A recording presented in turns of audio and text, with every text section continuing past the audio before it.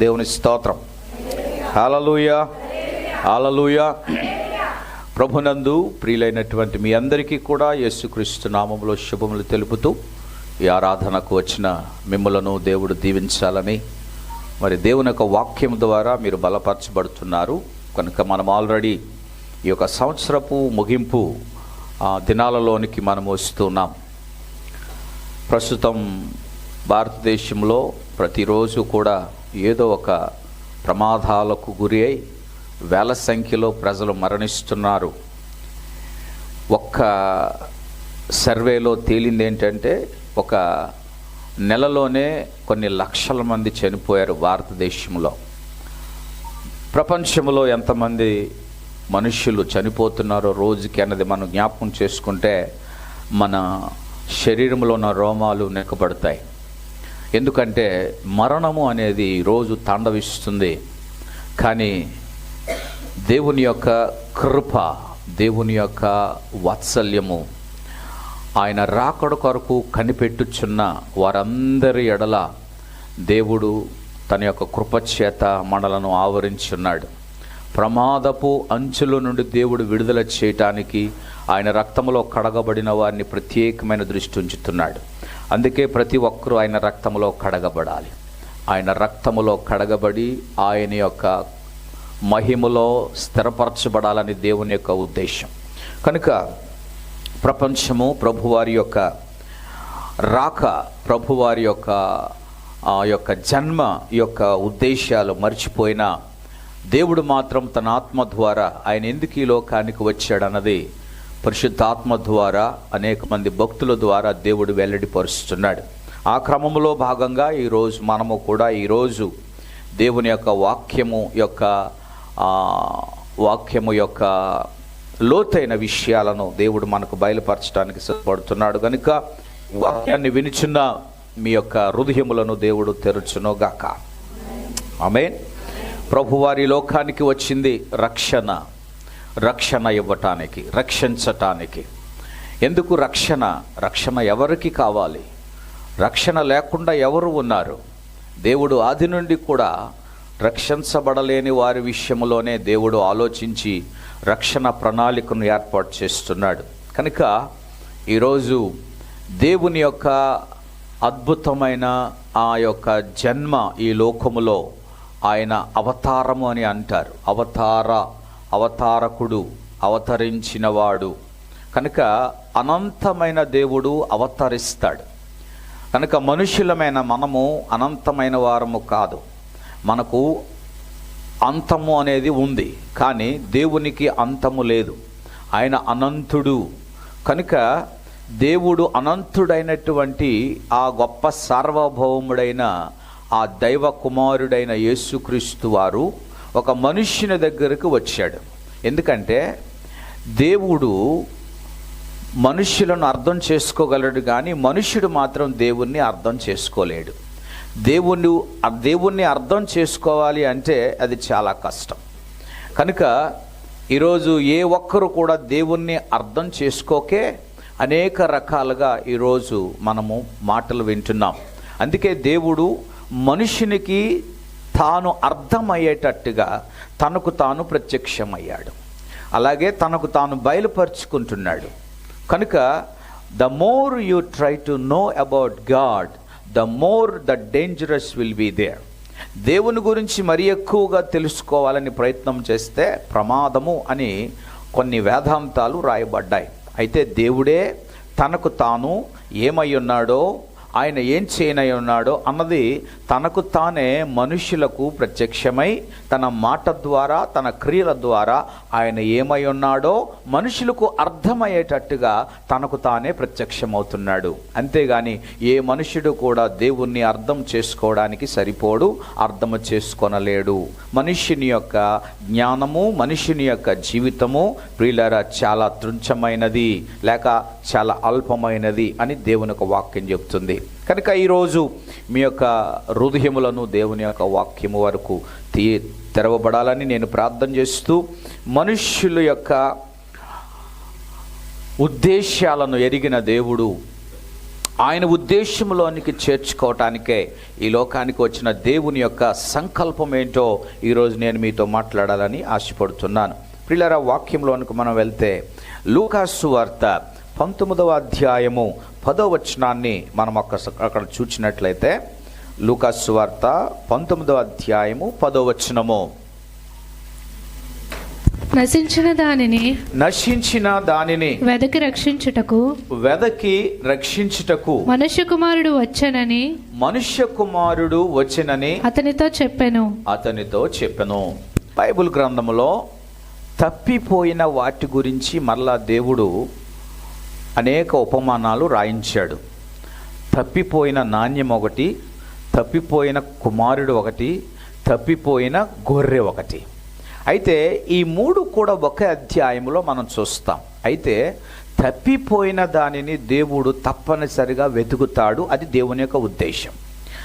నాకు తెలిసినటువంటి ఒక తండ్రి గారు అన్నారు, అయ్యా, మా చిన్న కుమారుడు తప్పిపోయే చాలా సంవత్సరాలు అయింది. ఎలాగ తప్పిపోయాడు అంటే తెలీదండి ఎలాగ తప్పిపోయాడో, కానీ ఇంటి నుండి వెళ్ళిపోయాడు, చిన్ననాటి నుండే వదిలిపోయాడు. మేము చాలా సంవత్సరాలు ఏడ్చాము, వెతికాము, కానీ మేము కనుగొనలేకపోయాం. కనుక ఇప్పుడు చాలా సంవత్సరాలు అయింది, బ్రతికున్నాడో లేకపోతే జీవిస్తున్నాడో ఎక్కడున్నాడో తెలియదు, వాడిని ఎలాగ గుర్తుపట్టడమో మాకు తెలియదని ఆ తండ్రి ఆవేదన వ్యక్తపరిచాడు. నిజమే, ఏదో ఒక రోజు ఆ కుమారుడు కానీ ఒక జ్ఞానోదయం కలిగి నా తల్లి నా తండ్రి ఉన్నాడులే అనే ఉద్దేశంతో వస్తే మంచిదే. కానీ తండ్రి అనేది కనుగొనలేడు.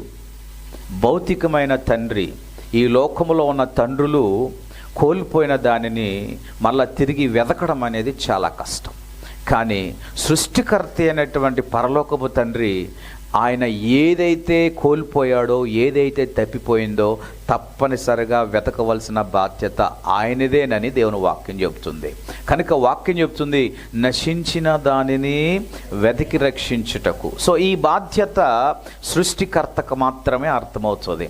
పోతే పోనీలే, ఉంటే ఏంటి లేకపోతే ఏంటి అనేటువంటి ఆలోచన ఈరోజు మానవ భావజాలలో ఈరోజు ఎక్కువ మనం చూస్తున్నాం. కానీ దేవుని యొక్క భావజాలాలలో తప్పిపోయిన దానిని తప్పనిసరిగా వెతకాలి అన్నది దేవుని యొక్క ఉద్దేశం.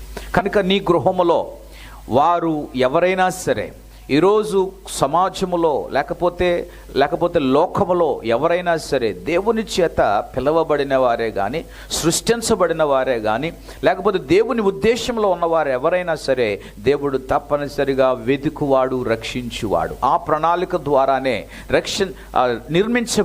సృష్టించబడిన మన మానవాళి ఎడల దేవుడు అద్భుతమైన రక్షణ ప్రణాళిక కలిగి ఉన్నాడు. కనుక ఏ ఒక్కరిని కూడా దేవుడు వదిలిపెట్టువాడు కాదు, ఆయన విడిచిపెట్టువాడు కాదు, ఆయన వెతికి రక్షించువాడు. ఆయన వెతుకుటలో ప్రియులారా మనమందరము కూడా ఆయనకు దొరికాం. ఆయన మాటతో వెతుకుతాడు, దర్శించి వెతుకుతాడు. ప్రియులారా, మనము ఏ విషయాలలో మనము కోల్పోయి ఉన్నామో ఆయన వెతికి రక్షించేవాడు. ఎందుకంటే ఆయన పని రక్షించేవాడు. దేవుడు అనగా రక్షించువాడు కానీ శిక్షించువాడు కాదు. నా యొక్క వాక్యము చెప్తుంది, నా బైబిల్ చెప్తుంది, యేసు ప్రభువారు ఈ లోకానికి వచ్చింది నశించిన దానిని వెతికి రక్షించటానికి. ఈరోజు లోకములో దేవుడు ఒక్కడే కానీ దేవుళ్ళు లేరు. ప్రియులారా, దేవుడు అనేవాడు సర్వమును ఎరిగినవాడు.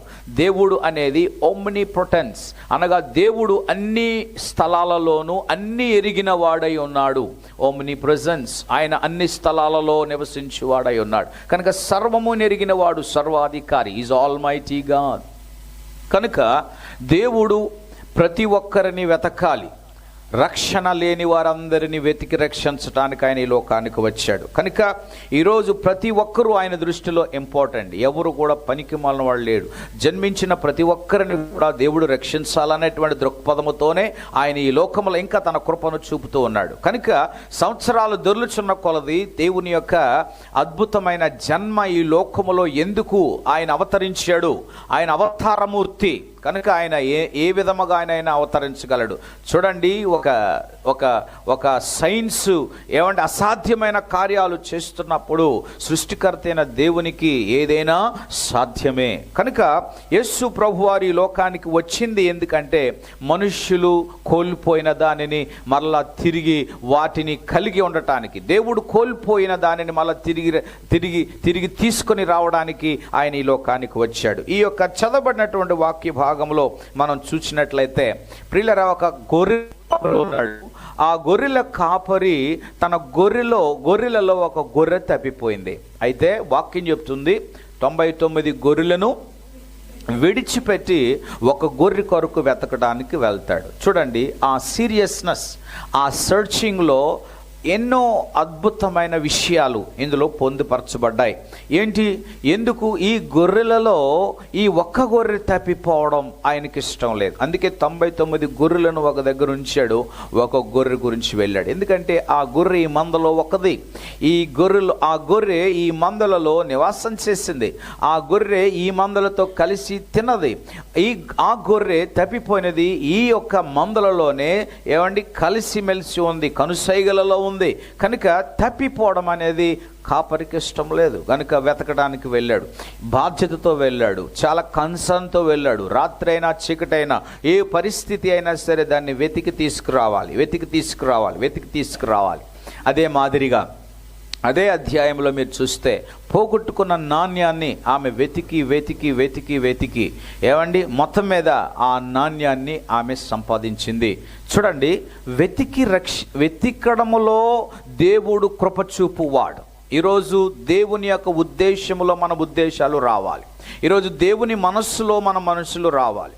కనుక ప్రభువా, ఈరోజు మనుష్యులు కోల్పోయినది, వాట్ ఎవర్ దే లోస్ట్, ఏదైతే వారు కోల్పోయాలో మళ్ళా తిరిగి దేవుడు ఇవ్వడానికి ఇష్టపడుతున్నాడు. ఈ యొక్క డిసెంబర్ మాసంలో, ఈ క్రిస్మస్ మాసంలో మనం ఒకటే జ్ఞాపకం చేసుకోవాలి. కోల్పోయినది మనము ఉంచుకొని, ఏదైతే మనము కోల్పోయి ఉన్నామో దానిని వెతకకుండా ఈరోజు మనము సంతోషముతోనూ ఆనందముతోనూ ఈరోజు లోకములో ఆచరించే ఆచారాలు మనము చేయటం వలన అది దేవుడు సంతోషించువాడు కాదు. మనము ఏమి కోల్పోయామో, ఏ విధంగా మనము వాటిని సంపాదించుకోవాలో దాని గురించి మనం ప్రయాసపడడం అనేది చాలా అవసరం. మీ యొక్క దృష్టిని కొంచెం లోపలికి, లోతైన దానికి తీసుకుని వెళ్ళాలని నేను ఆశపడుతున్నాను. లోకాభక్తుడు ఇక్కడ మాట్లాడుతున్న మాట ఏంటంటే, ఒక గొర్రె తప్పిపోయింది. ఆ తప్పిపోయిన గొర్రె కొరకు ఏ విధముగా కాపరి వెతికాడో ఎగ్జాక్ట్లీ యేసుక్రీస్తు కూడా అలాగే ఈ లోకానికి వచ్చి తప్పిపోయిన వారందరినీ కూడా వెతకటానికి ఈ లోకానికి వచ్చాడు అన్నది ఒక అద్భుతమైన ఉద్దేశము. యేసు ప్రభు వారు ఎందుకు వచ్చాడు? దేని కొరకు వచ్చాడు? యేసు ప్రభు ఎందుకు ఆయన ఈ లోకంలో జన్మించారు? ఈరోజు చాలామంది యేసు ప్రభు వారి యొక్క పుట్టినరోజు జరుపుకుంటున్నారు. ప్రియులరా, పుట్టినరోజు ఎవరు జరుపుకోవాలంటే మరణము లేనివారు పుట్టినరోజు జరుపుకోవాలి. అంటే మృత్యుంజయుడే పుట్టినరోజు జరుపుకోవడానికి యోగ్యుడే, కానీ జన్మించి మరలా చచ్చిపోయేవాడు పుట్టినరోజు జరుపుకోవడానికి వీలు లేదు, అయోగ్యత లేదు. ఎందుకంటే పుట్టినది ప్రతిదీ కూడా తప్పనిసరిగా గిట్టుట అనేది వాస్తవం. కనుక యేసు ప్రభువారి యొక్క జన్మలో ఉన్నటువంటి అద్భుతమైన రహస్యం, ఆయన ఈ లోకములో పుట్టాడు, ఆయన లోకంలో జన్మించాడు. ఆయన ఎందుకు జన్మించాడు, ఆయన ఉద్దేశం ఏంటి, ఆయన యొక్క జన్మ యొక్క ఉద్దేశాలు ఏంటి అనేది ఆయన రాకముందే ఆ ఉద్దేశాలు దేవుడు వెల్లడిపరిచాడు. ఈరోజు మనము అవి ఆలోచించాలి, అవి ధ్యానించాలి. ఎందుకు వచ్చాడు, దేని కొరకు ఆయన వచ్చాడు? కనుక వాక్యం చెప్తుంది, ఆయన నశించిన దానిని, లోకము నశించిపోయింది, మనుషుడు నశించిపోయాడు. దేనిలో నశించిపోయాడు? కుటుంబాలు నశిస్తూ ఉన్నాయి. ఈరోజు రోజుకి మరణము మనుషులను తాండవిస్తుంది. రోగము చేత నశించిపోతున్న వారు ఉన్నారు. ప్రియులారా, పావర్టీ, దారిద్ర్యము చేత ఈరోజు నశించిపోతున్నారు. ఈరోజు అన్యాయము చేత నశించిపోయిన వారు అనేకులు ఉన్నారు. ఈరోజు అక్రమము చేత నశించిపోతున్నారు, దౌర్జన్యము చేత నశించిపోతున్నారు. ఈరోజు ధనమున్నవాడిదే పై చేయ, బలమున్నవాడిదే పై చేయ. కనుక బీదలైన వారు, బలహీనలు అనగద్రొక్కబడుతున్నారు. గమనించాలి, నశించిపోతున్నారు, ప్రతిరోజు నశించిపోతున్నారు. ఈరోజు మా దేశాన్ని మేము కాపాడుకుంటున్నామని అంటున్నారు, మేము ఈ దేశానికి నాయకులని చెప్పుకుంటున్న వారు ఉన్నారు. కానీ నశించిపోతున్న దాన్ని బాగు చేసేవారు ఎవరు కూడా లేరు. ప్రియులారా, దేవుని యొక్క వాక్యం చెప్తుంది, బైబిల్ చెప్తుంది, లోకమంతా కూడా చెడుతనముతో నశించిపోతుంది, అక్రమముతో నశించిపోతుంది, అన్యాయముతో నశించిపోతుంది. మీరు ప్రతి రాష్ట్రానికి వెళ్ళి చూడండి, అక్రమము అన్యాయము చేయబడిన వారి యొక్క కేసులు కోర్టులో పెండింగ్లో ఉన్నాయి. ఏ ఒక్కరికి న్యాయం జరగట్లేదు, ఏ ఒక్కరికి కూడా న్యాయ విచారణ అనేది జరగట్లేదు. ప్రతి వ్యవస్థలో కూడా,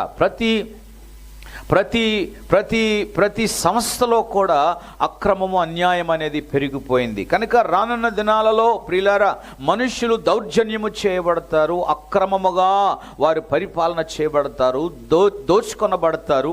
ఇదంతా కూడా చెడుతనము. యేసు ప్రభువారు నశించిన దానిని లోకానికి రావటానికే ఆయన ముఖ్య ఉద్దేశం అనేది దేవుని యొక్క వాక్యం బయలుపరుస్తుంది. ఈ సత్యాన్ని దేవుని బిడ్డలైన మనము గమనించాలి ప్రియులారా.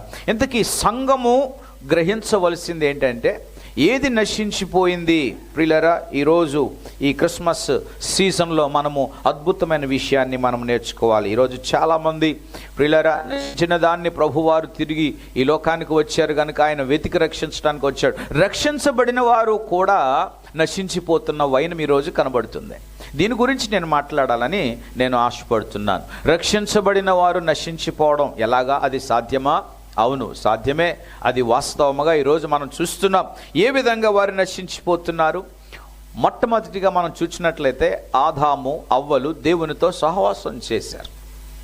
వారు దేవునితో నడిచారు, వారు దేవునితో కలిసి మెలిసి తిరిగారు, వారు దేవుణ్ణి ఆరాధించారు, దేవుని సన్నిధిలో స్తుతించారు. అయితే మనిషి అలాగే దేవునితో ఉన్న ఆ సహవాసాన్ని, వారు దేవునితో ఉన్న సహవాసంలో నశించిపోయారు. వాక్యం మీరు చూస్తే ఆదికాండం 3వ అధ్యాయం 24వ వచనంలో మీరు చూస్తే నశించిపోయింది. ప్రారంభము నుండి కూడా ఏదైతే నశించిపోయిందో దాన్ని రిస్టోర్ చేయడానికి యేసు ప్రభు వారి లోకానికి రావడానికి ఆనాడే ఆయన ఆలోచన కలిగి ఉన్నాడు.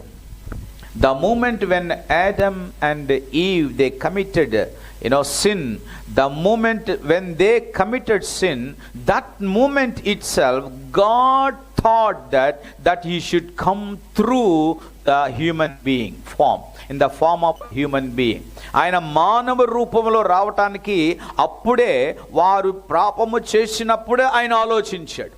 He conceived a thought in his mind. ఆయన హృదయములో ఆయన అనుకున్నాడు గనుక అప్పటి నుండే మనుష్యుడు దేవునితో సహవాసములో నశించిపోయాడు. ఏది నశించిపోయింది? దేవుడు కూడా ఊరకనేది చెప్పువాడు కాదు. The first Adam, the first man last the fellowship with God. The మొదటి మనిషి, ఆది మనిషి, the first man last the fellowship. మొదటి ఆదాము నుండే ఈ నశించిపోవడం అనేది జరిగింది. అందుకే దేవుడు మరలా తిరిగి దాన్ని రిస్టోర్ చేయటానికి దేవుడు ఈ లోకానికి వచ్చాడు. దేవుని స్తోత్రం కలుగును గాక. ఒకసారి బిగినింగ్లో ఆ సహవాసం కోల్పోతే ఆ సహవాసం అనేది కోల్పోతూ వచ్చింది. ఆదాము నుండి నోహా కాలం వరకు కూడా దేవునితో ఉన్న సహవాసము దేవునితో ఏమైపోయింది? నశించిపోయింది. ఈరోజు లోకంలో ఉన్న ప్రజలందరూ కూడా సృష్టికర్త అయిన దేవునిని మర్చిపోయారు. వారు కల్పితమైనటువంటి అనేకమైన దైవాలు చేసుకున్నారు, వారు ఇష్ట దేవతలను చేసుకున్నారు. కానీ దేవునితో ఉన్న సహవాసం వారు మర్చిపోయారు, నిజ దేవుణ్ణి మర్చిపోయారు. So people last. కనుక మనుషులందరూ లోకంలో వారు నశించిపోతున్నారు. దేవునిని ఎరగక నశించిపోతున్నారు. దేవునితో సహవాసము చేయక వారు నశించిపోతున్నారు. ఈరోజు మనం అందరం కలిసి వచ్చింది దేవునితో సహవాసం చేయటానికి. దేవుడు ఏం మాట్లాడుతున్నాడో అది వినడానికి, మనము దేవునితో మాట్లాడడానికి, అలాగే దేవుడు మనల్ని దీవించడానికి, మనము దేవుని నామాన్ని గణపరచడానికి వచ్చాం. ఇది సహవాసం. ఈ సహవాసంలో ఈరోజు రక్షించబడిన వారు అనేకులు నశించిపోయి ఉన్నారు. ఏమండి ఈరోజు దేవుని సన్నిధికి మీరు వెళ్ళరా అంటే వెళ్తామండి. ఈరోజు కాదు, రక్షించబడిన వారే, దేవుని బిడ్డలే, కానీ they last the fellowship with God. దేవునితో వారి సహవాసాన్ని కోల్పోయారు. దేవునికి ఉద్దేశం ఏంటంటే ఎవరైతే దేవునితో సహవాసాన్ని కోల్పోయారో మరలా తిరిగి ఆయన వెతికి వారిని పట్టుకొని ఆయనతో పాటు సహవాసం చేయటానికే ఆయన ఈ లోకానికి వచ్చాడన్నది మనము గ్రహించాలి. హల్లెలూయా. రానున్న దినాలలో మనుష్యుడు దేవునితో చేసే సహవాసాన్ని కంప్లీట్గా నశింపచేస్తాడు. ఇప్పుడు ఆల్రెడీ స్టార్టెడ్, అది ఆల్రెడీ ప్రారంభమైంది. ఇప్పుడు దేవునితో సహవాసం ఎక్కువ చేసేస్తున్నారని చెప్పి ఈరోజు ఆదివారాలు కూడా వర్కింగ్ డేస్గా అపవాది మారుస్తున్నాడు. ఆలోచన, ఎందుకంటే దుష్టుడు కదా పరిపాలన చేస్తున్నాడు. వాక్యం చెప్తుంది ప్రకటన గ్రంథంలో, లోకమంతా పరిపాలన చేస్తున్నవాడెవడు? దుష్టుడైన అపవాది. ఎవరిని మృంగుదునా అని తిరుగుచున్నాడు. కనుక ఈరోజు దేవునితో చేసే సహవాసాన్ని ఎలాగ నశింపచేయాలన్నది వాడి ఆలోచన. వాక్యం చెప్తుంది, నీ యొక్క పరిశుద్ధ దినాన దేవునికి ఏం చేయాలి? విశ్రాంతి దినాన దేవునికి పరిశుద్ధంగా ఆచరించాలి, దాన్ని మనం నెరవేర్చాలి. సో దేవునితో సహవాసం ఇంపార్టెంట్. అయితే క్రొత్త నిబంధనలో ఈ దేవునితో ఉన్న సహవాసం ప్రియులారా కలిసి పరిశుద్ధ స్థలంలో పరిశుద్ధ దినాన మనమందరం కలిసి చేసే సహవాసము, అలాగే కుటుంబముతో దేవునితో చేసే సహవాసము, వ్యక్తిగతంగా దేవునితో చేసేటువంటి సహవాసము చాలా అవసరమైనదే. కనుక ఆదిమ సంఘము వారు రహస్యంగా, ఎందుకంటే వారు యేసు ప్రభు వారు ఆరోహణమైన తర్వాత యేసు ప్రభు వారి యొక్క శిష్యులను, అలాగే యేసు ప్రభు ద్వారా రక్షించబడిన వారు, ఆయనను వెంబడించిన వారు అందరినీ కూడా వెతికి ఆ దినాలలో హతమార్చేవారు, వారిని చంపేవారు. రక్తపాతం అనేది ఆయా స్థలాలలో ఉండేది.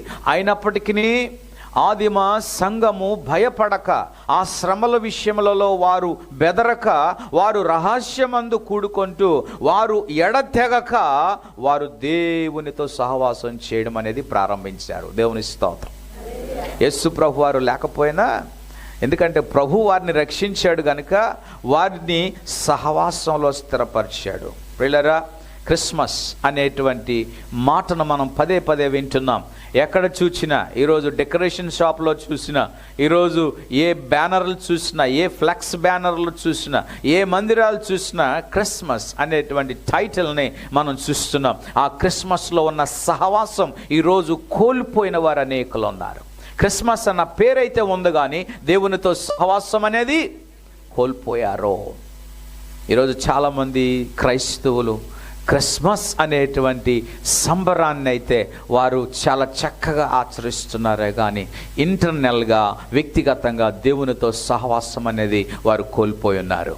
ఈరోజు దేవునితో సహవాసాన్ని కోల్పోయి హ్యాపీ క్రిస్మస్ అని అంటే అది దేవునికి మహిమ కానే కాదు. కనుక ఆదాము నుండి కూడా దేవునితో ఉన్న సహవాసాన్ని మనుష్యుడు కోల్పోయాడు. దేవుడు అదే అంటున్నాడు, వెతకాలి. ఈరోజు దేవుడు నీకు నాకు ఇచ్చినటువంటి ఆ బాధ్యత ఏంటంటే, ఎవరు దేవునితో సహవాసం చేయలేకపోతున్నారు. Who is not able to make a fellowship with God. Every day you should make a fellowship with God. You need to walk with God. దేవునితో నడవాలి, దేవునితో సహవాసం చేయాలి. ఎందుకంటే దేవుడు సాంఘిక జీవి. అందుకే ఆయన మనుష్యుడిని నిర్మించాడు.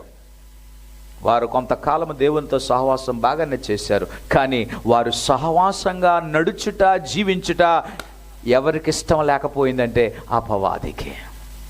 రోజు చర్చికి వెళ్ళిపోతావా, రోజు నువ్వు ప్రార్థన చేస్తావా, రోజు నువ్వు దేవునికి ప్రార్థన చేసేస్తావా, రోజు ఆరాధన చేస్తావా? చూసారా, సృష్టికర్త అయిన దేవుణ్ణి ఆరాధించుట విషయంలో కూడా అపవాది అసూయపరుడు. ఎందుకో తెలుసా? పరలోకములో సాక్షాత్తు దేవుడు మహిమపరచబడతా ఉంటే వాడికి అసూయ కలిగింది. వాడు కూడా దేవునితో సమానంగా, వాడు కూడా గణపరచబడాలనేటువంటి ఒక ఆలోచన వాడిలో కలిగి ఉన్నప్పుడు దేవుడు గ్రహించాడు, వాడిని అనగదొక్కాడు. ఎందుకంటే దేవునితో సహవాసం చేసేవారంటే వాడికి ఇష్టం ఉండదు. అందువలన దేవునితో సహవాసం చేయటానికైనా నువ్వు నువ్వు సిద్ధపడినప్పుడు, the moment when you try, Satan will destroy. ఆ సహవాసం నశింపజేస్తాడు. ఒక్క రోజు నువ్వు ప్రార్థన చేయడం మానేస్తే రెండో రోజు కూడా నిన్ను బద్ధకంలోకి నడిపిస్తాడు. మూడో రోజు, నాలుగో రోజు, ఐదో రోజు, అలాగా నిన్ను దేవునితో ఉన్న సహవాసాన్ని నశింపజేస్తాడు. క్రిస్మస్ అనేది వెంటనే జ్ఞాపకం వచ్చేది ఏమండి? ఆహారమనో, వస్త్రమనో, లేకపోతే డెకరేషన్ అనో, నీట్నెస్ అనో, నూతనత్వం అనో, లేకపోతే గిఫ్ట్స్ అనో, లేకపోతే ఫ్రెండ్స్ అనో, ఆత్మీయులనో, లేకపోతే గెస్ట్లనో, లేకపోతే క్యాంప్స్ అనో, లేకపోతే నూతన కార్యాలనో అన్ని జ్ఞాపకం వస్తాయి. కానీ కోల్పోయిన సహవాసం ఎందుకు జ్ఞాపకం రాదు? ఈరోజు మనం క్రిస్మస్ అనేటువంటి డెకరేషన్ మనం చూస్తున్నాం. అందరూ బాగానే వస్తారు, అందరూ కూర్చుంటారు, ఆరాధన చేయడానికి వస్తారు. ఈరోజు క్రిస్మస్ కదా అని మందిరానికి వెళ్తారు. ఎప్పుడు చూడలేని విధంగా మందిరం అంతా కూడా అలంకరించబడుతుంది, గొప్ప డెకరేషన్ కనబడుతుంది, బయట స్టార్ కనబడుతుంది. అందరూ క్రిస్మస్ దినాన వస్తారు, మంచిగా అలంకరించుకొని మంచి వస్త్రాలతో వస్తారు, లోపల కూర్చుంటారు. కానీ గమనించండి, ఆ రోజు కనబడుతున్నటువంటి ఆ అద్భుతమైన వాతావరణము అనేకులకు ఇంపుగాను ఆనందంగా ఉంటుంది. కానీ అసలైన సిసలైనటువంటి ఉద్దేశం మాత్రం కనుమర్చబడుతుంది. అది కనుమరుగుపరచబడింది. ఆ క్రిస్మస్ యొక్క ఉద్దేశం ఎవరు చేయరు, కానీ ఎవరో చేశారు, నేను చేయాలా. ఈరోజు ఎవరో క్రిస్మస్ మీటింగ్ గొప్పగా చేశారు, నేను దానికంటే గొప్పగా చేయాలి అని ఈరోజు పోటీ మీద క్రిస్మస్ కూడికలు, క్రిస్మస్ ప్రియులరా మీటింగ్స్ పెడుతున్నారే. కానీ ప్రియులరా గమనించాలి, మనుష్యుడు దేవునితో కోల్పోయిన ఆ సహవాసాన్ని రిస్టోర్ చేయగలిగినటువంటి కార్యాన్ని ఈరోజు జరిగితే అది నిజమైన క్రిస్మస్. నువ్వు కొన్ని వేల రూపాయలు ఖర్చు పెట్టావు, వాస్తవమే. కొంతమందిని నువ్వు పిలిచావు, కొన్ని విలువైన వస్తువులు, కొన్ని విలువైనటువంటి బహుమానాలు ఇచ్చావు. కానీ ఆ ఒక్క క్రిస్మస్ మీటింగ్లో ఏ ఒక్కరైనా ప్రభు నా కొరకు ఈ లోకానికి వచ్చాడు అన్నది ఎవరైనా గ్రహించగలిగితే అది నిజమైన క్రిస్మస్. మేము గొప్పగా చేసాం, మేము గొప్పగా పంచిపెట్టాం, మేము గొప్పగా గిఫ్ట్లు ఇచ్చాం అన్నటువంటి ఆ సంతోషము దేవుని యొక్క రాక యొక్క ఉద్దేశము కనుపరచబడింది. ఇలా ఈరోజు మనుషులు ఏమైపోయారంటే, నువ్వు ఏది ఇస్తానంటే తీసుకోవడానికి రెడీగా ఉన్నారు, నువ్వు ఎంత పెడితే తినడానికి కూడా రెడీగా ఉన్నారు in the name of Christmas. కానీ వారికి ఇవ్వవలసింది అసలైనది ఏంటో తెలుసా? వారు దేవునితో ఏం కోల్పోయారో దానిని నువ్వు చూపించగలగాలి. అదే క్రిస్మస్లో దాగి ఉన్నటువంటి పరమార్థం. కనుక మనుష్యుడు దేవునితో ఏం కోల్పోయాడు? సహవాసం. దేవుని బిడ్డలారా, ఈ వాక్యాన్ని వీక్షిస్తున్న వారులారా, నువ్వెప్పుడు రక్షించబడ్డావో నాకు తెలియదు. కానీ ఒకవేళ నువ్వు రక్షించబడి నువ్వు దేవునితో సహవాసాన్ని మాత్రం కోల్పోయి హ్యాపీ క్రిస్మస్ అని చెప్తే అది దేవునికి మహిమ కాదు. నువ్వు దేవునితో కోల్పోయిన సహవాసాన్ని రిస్టోర్ చేయగలిగితే నా దేవుడు నీ ద్వారా మహిమపరచబడతాడు. చూడండి, మీ గృహాలలో కానీ, మీ కుటుంబాల్లోనే కానీ, మీ యొక్క రక్త సంబంధుల్లోనే కానీ, మీ కొలీగ్స్లోనే కానీ వారు ప్రభువుని ఎరిగి రక్షించబడి వారు దేవునితో సరి అయిన సహవాసములో వారు లేకపోతే వారు ఏం కోల్పోయారు? సహవాసాన్ని మర్చిపోయిన వారు దేవుని యొక్క సన్నిధికి వెళ్ళడం అనేది కోల్పోయారు. దేవునితో ఉండాలన్నటువంటి ఆ బాధ్యత కలిగిన వారు ఈరోజు ఈ యొక్క దివ్యమైన వాక్యాన్ని పట్టుకొని మందిరానికి వెళ్ళాలని ఆలోచన కోల్పోయారు. ఒకప్పుడు దేవుని బిడ్డలు మందిరానికి వెళ్తున్నప్పుడు బైబిల్ గ్రంథం ఎక్కడ ఉండేది? ఎక్కడ పట్టుకొని వెళ్ళేవారు? బైబిల్ గ్రంథం పట్టుకొని వస్తామంటే అనేక మంది చూస్తుండేవారు. ఎక్కడికి వెళ్తున్నారు ఈయన? దేవుని మందిరానికి.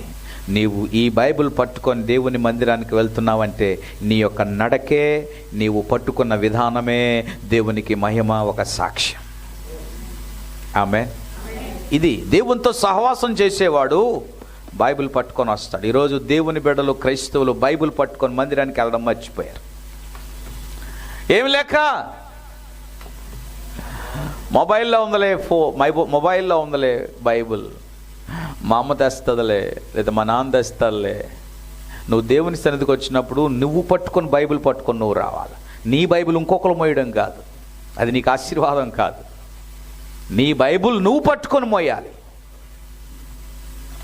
దేవుని యొక్క వాక్యం దేవుడు నీకు ఇచ్చాడు.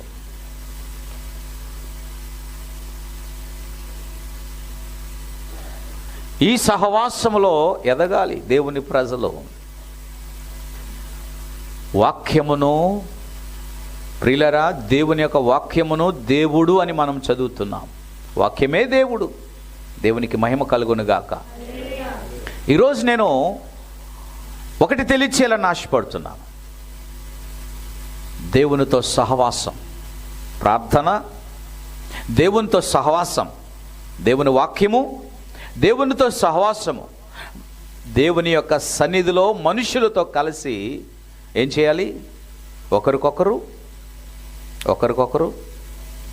కలుసుకొని పరామర్శించుకొని ప్రేమ, ఆప్యాయత, అనురాగము, క్షేమము, కష్టము, ఒకరి ఎడల ఒకరు ప్రార్థన, ఒకరికొకరు పురుగొల్పుకునేది, ఇది సహవాసంలో ఉన్నటువంటి అద్భుతమైన విషయం. దేవుని స్తోత్రం కలుగునుగాక. హల్లెలూయా. క్రిస్మస్ సీజన్లో దేవునితో ఉన్న సహవాసాన్ని నువ్వు కోల్పోయి నీవు క్రిస్మస్ కొరకు నువ్వు సిద్ధపడితే అది ఆచారం, అది సాంప్రదాయం, అంతేగాని దేవునికి మహిమ తెచ్చేది కాదు. కనుక ఈ వాక్యాన్ని వింటున్న మీతో దేవుడు ఏం మాట్లాడుతున్నాడు తెలుసా? నీ కుటుంబంలో ఉన్నవారు, లేకపోతే నీ రక్త సంబంధులు, నీ కొలీగ్స్ రక్షించబడి కూడా వారు దేవునితో సరైన సహవాసంలో లేరా? అబ్రహాముకి పిల్లోడు పుట్టాడు. పిల్లోడు పుట్టాక దేవునితో సహవాసం చేయడం మానేశాడు, దేవునితో మాట్లాడడం మానేశాడు. పిల్లోడు పుట్టకముందు బాగానే ఉన్నాడు. పిల్లోడు ఎప్పుడైతే పుట్టాడో బిజీ అయిపోయాడు. అలా దా ఏమండి, పిల్లోడు పుట్టిన తర్వాత ప్రార్థన మర్చిపోయారు. పిల్లోడు పుట్టాక దేవునితో సహవాసం మర్చిపోయాడు. ఆలనా పాలన ఎక్కువైపోయింది. దేవుడు చూచి అంటాడు, అబ్రహామా, నేను నీకు ఇచ్చిన కుమారుణ్ణి నాకు నీవు దహన బలిగా అర్పించాలన్న స్వరం విన్నప్పుడు అనుకున్నాడు, ఇదేదో దేవుడు కావాలనిస్తున్నాడా? వాగ్దానం అయితే చేశాడు, నాకు అనేక జనాలకు తండ్రిగా అన్నాడు. అయితే ఏ కుమారుని అడుగుతున్నాడు? కెతూరా ద్వారా పుట్టిన కుమారుని అడుగుతున్నాడా? లేకపోతే హగర్ ద్వారా పుట్టిన కుమారుని అడుగుతున్నాడా? లేకపోతే దేవుడు నాకు వాగ్దానము చేత ఇవ్వబడిన కుమారుని అడుగుతున్నాడా? సందిగ్ధంలో పడ్డాడండి. అది నువ్వు నేనైతే ఏమంటాం కదా, ఏం పర్వాలేదు, హగరు కుమారుడు నేను పెడతా, లేకపోతే కెతూరా ద్వారా పుట్టిన పెడతా. దేవుడు కన్ఫామ్గా అంటున్నాడు, నేను నీకు వాగ్దానము చేసిన ఆ కుమారుని అంటున్నాడు. దేవుని ఇస్తాం. ఎందుకంటే అబ్రహాము దేవునితో చేసిన సహవాసం కరెక్ట్ అయినది. దేవునితో విన్న మాట కూడా సరిగ్గా వింటాడు. ఈరోజు మనమే వంకర టెంకరగా వింటూ ఉంటాం. వాక్యం మనకు స్ట్రైట్గా మాట్లాడుతూ ఉంటే వెనక నేను సైక్ చేస్తూ ఉంటారు అనమాట. ఇదిగో నీకోసమే చెప్తుండ్రు గారు. ఇలాంటి డైరెక్షన్స్ అనేది ఇచ్చేవారు సంఘంలో లేకపోలేదు. అబ్రహాం ఎందుకో కానీ ఆ డైరెక్షన్ ప్రకారంగా నడవలే. నేరుగా తనతో మాట్లాడాడు కదా, ఈ కెన్ చేంజ్. హగర్ కుమారుని తీసుకెళ్ళచ్చు, కెతూరా ద్వారా పుట్టిన కుమారులనే తీసుకెళ్ళచ్చు. కానీ దేవుని స్వరాన్ని ఆ యొక్క వాయిస్ కోడ్ని కరెక్ట్గా విన్నాడు కనుక ఏ కుమారుడో అబ్రహామును దేవుడు గ్రహింపజేశాడు. దేవుని స్తోత్రం. హల్లెలూయా. నువ్వు దేవునితో సహవాసం చేస్తే నువ్వు దేవుని స్వరాన్ని కరెక్ట్గా వినగలుగుతావు. నువ్వు దేవునితో సహవాసం చేయలేదనుకో, ఇదిగో దేవుడు ఈరోజే ఆదివారం ఇగో ఈయనతోనే మాట్లాడాడు దేవుడు. ఎవరి మీద డైవర్ట్ చేస్తాం మనం? ఇది ఇప్పుడు జరుగుతున్నటువంటి క్రియ. సహవాసములో నీవు దేవుని స్వరాన్ని వినగలుగుతావు. అబ్రహాము స్వరాన్ని విన్నాడు కనుక క్యాచ్ చేయగలిగాడు. అబ్రహామా తీసుకో, సారాకు కూడా చెప్పలేదు, అగర్కి చెప్పలేదు, కేతురాకి చెప్పలేదు, ఎవరికి చెప్పలేదు, దాసుడికి చెప్పలేదు, తన కుమారుడికి చెప్పలేదు. సిద్ధపడి ప్రయాణమయ్యాడు. దేవుని స్తోత్రం కలుగునుగాక. నేను ఒక మాట చెప్పమంటారా? దేవుడు నీకు ఇచ్చిన దాని విషయంలో నువ్వు దేవునితో చేసే సహవాసాన్ని నువ్వు వెనకబెడితే నా దేవుడు నీకు శోధనలతో మాట్లాడతాడు, పరిస్థితులతో మాట్లాడతాడు. ఎందుకిలాగా నువ్వు అప్పుడే గ్రహించాలి. God is speaking to you through the situations. God is speaking to you through the pains. దేవుడు దాని ద్వారా నీతో మాట్లాడుతున్నాడో. ఇచ్చిన దేవునికి నువ్వు కృతజ్ఞుడిగా నీవు దేవునికి సహవాసం చేయగలిగితే దేవుడు నీ ద్వారా మహిమపరచబడతాడు. Losing the fellowship. నువ్వు చేసే ఫ్రెండ్షిప్, నీ యొక్క ఫ్రెండ్స్తో చేసే ఫ్రెండ్షిప్, ఆ సహవాసం సరి అయినదా కాదనేది నువ్వు చూడాలా.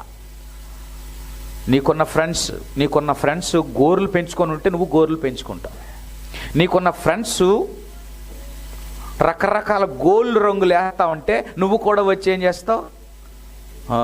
నీకున్న ఫెలోషిప్ అది, నీకున్న సహవాసం అది. నీకున్న ఫెలోషిప్ సహవాసం ఎలాగా నిన్ను ప్రభావితం చేస్తుందో అలా నువ్వు తయారవుతావు. నువ్వు చక్కగా సాధువుగా మంచిగా సింపుల్గా ఉన్నావు అనుకో, నీ ఫెలోషిప్, నీ సహవాసం అనేది మంచి వాళ్ళతో ఉన్నదని అర్థం. సిగరెట్ కాల్చే వాళ్ళతో నువ్వు సహవాసం చేస్తే ఏదో ఒకరోజు నువ్వు కూడా ఏం కాలుస్తావు? మాటికి ఇక్కడ కన్నాలు పెట్టుకునే వారితో సహవాసం చేస్తే నువ్వు కూడా ఎక్కడి నుంచి అక్కడికి. ఇప్పుడు సహవాసం ఎక్కువైపోయింది. ఏం సహవాసం చెప్పమంటారా? వెనక ముందు బొమ్మలు గుర్తించుకోవడం. ఏం బొమ్మలు? టాటోస్. ఏంటమ్మది? టాటో. పిచ్చి బొమ్మలన్నీ కూడా కొట్టించుకుంటున్నారు. ఇది ఒక ట్రెండ్ అయిపోయింది. సహవాసం ఎక్కడి నుంచి ఇక్కడికి. ఒక ఆమె తెల్లగా ఉంటుంది, దేవుడు అంత తెల్లదనం ఇచ్చాడు. చాలామంది ఎడుతూ ఉంటారు, నల్లగా ఉన్న వాళ్ళు, నాకు అంత తెల్లగా వచ్చినా బాగుంది. ఆ తెల్లగా ఉన్న ఆవిడ నల్ల మచ్చలు కొట్టేసుకుంది, మొత్తం అంతా కూడా బాడీ ఏదో మిషన్లో పెట్టేసుకుందేమో తనకు తాను. కంప్లీట్గా టాటోస్తో నింపిపోయింది. చూడ్డానికి దేవదూతగా ఉన్న ఆమె సాతాన్లా తయారైపోయింది. ఏ సహవాసం అది? యేసుప్రభు వారు ఎందుకు వచ్చారో తెలుసా? నశించిన దానిని. నువ్వు ఎందులో నశించిపోయావు? నువ్వు ఎందులో కోల్పోతున్నావు? గమనించాలా. ఫోన్కి ఇచ్చే టైం దేవునికి ఇవ్వలేకపోతున్నాం మనం. టీవీ దగ్గర స్పెండ్ చేసే టైము దేవుని సన్నిధిలో కూర్చోలేకపోతున్నాం. ఈ సహవాసం నశించిపోయింది. మనుషుల దగ్గర ముచ్చట్లు ఎక్కువ పెడతా ఉంటాం. ఈ ముచ్చట్లకి ఇచ్చే టైం దేవుని దగ్గర ఇవ్వలేకపోతున్నావు. నేను ఎందుకు మాట్లాడుతుంది ఏంటంటే, నీవు రక్షించబడి, నీవు విమోచించబడి, దేవుని వాగ్దానాన్ని పొంది, దేవునితో నువ్వు చేయవలసిన ఆ సహవాసము నీవు కోల్పోయి నువ్వు అనేక విషయాలకు నీ సమయాన్ని వృధా చేస్తున్నావు కదా. దేవుని దృష్టిలో నువ్వేం కోల్పోయావో దేవుడు అంటున్నాడు, మొదట దానిని నువ్వు వెతకాలి. అందుకే దేవుడు తన యొక్క స్వరాన్ని వినిపిస్తున్నాడు. ఆయన మాట్లాడుతున్న ప్రతి మాట నిన్ను వెతకటానికే. God speaks always that he searches you. నిన్ను వెతకటానికి. ఏ పొజిషన్లో నువ్వు ఉండాలో ఆయన అనుకున్నట్లుగా నువ్వు ఆ పొజిషన్లోనికి వస్తే నువ్వు అడిగిన దానిని దేవుడు ఎప్పుడు కూడా వెనకాడువాడు కాదు. నువ్వు దేవునితో సహవాసం చేసి నువ్వు కరెక్ట్గా అడుగు, నా దేవుడు ఇవ్వకపోతే అప్పుడు నన్ను అడుగు. You be in the mark what God is, marked circle. ఆ సర్కిల్లో నువ్వు ఉండు. ప్రభువా, ఈ సర్కిల్ నేను దాటితే కాదయ్యా నీతో సహవాసం. I want to be with you always. ఆ గార్డెన్ ఆఫ్ ఈడెన్లో ఆదాము ఏదేను వనములో సంధ్యవేళ ఆదామాని దేవుడు పిలిచినప్పుడు ఆదాము దేవుని యొక్క స్వరాన్ని విని, అయ్యా ఎక్కడున్నావు ఆదాము? Where are you? ఎక్కడున్నావు నువ్వు? అయ్యా నీ స్వరమును నేను వినగా ఏమై ఉన్నాను అంటున్నాడు. ఏది నశించిపోయింది ఆయనకి? What he lost? వస్త్రములు పోయాయి. మధురవాళ్ళు అప్పుడప్పుడు ఒక తల్లిగారు కనబడతారు. ఒకప్పుడు రక్షించబడినప్పుడు చాలా పేదరికంలో ఉన్న చాలా నవ్వుతూ ఆనందంగా ఉండేది. ఇప్పుడు కనబడినప్పుడల్లా కూడా ముఖంలో గ్లో లేదు, గ్లోరీ లేదు, మహిమ లేదు, సంతోషం లేదు. ఎప్పుడు కూడా బాధలు, వేదనలు, అప్పుల సమస్యలు చెప్తూనే ఉంటుంది. ప్రార్థన చేయండి, ప్రార్థన చేయండి అని. నేను ఒక మాట చెప్పనా, ఎవరైనా నీ కోసం ప్రార్థన చేస్తున్నారు అంటే మొదట నువ్వు దేవునితో సహవాసం చేస్తేనే వారు చేసిన ప్రార్థన ఫలితం దేవుడిస్తాడు. నీవు దేవునితో సహవాసం చేయకుండా నీ కొరకు 100 మందిని నువ్వు ప్రార్థన చేయడానికి లేపినా ఆ ప్రార్థన ఫలించదు. ఈ క్రిస్మస్ సీజన్లో నువ్వు ఒకటే గమనించాలా, వాట్ యు లాస్, ఏది కోల్పోయావు?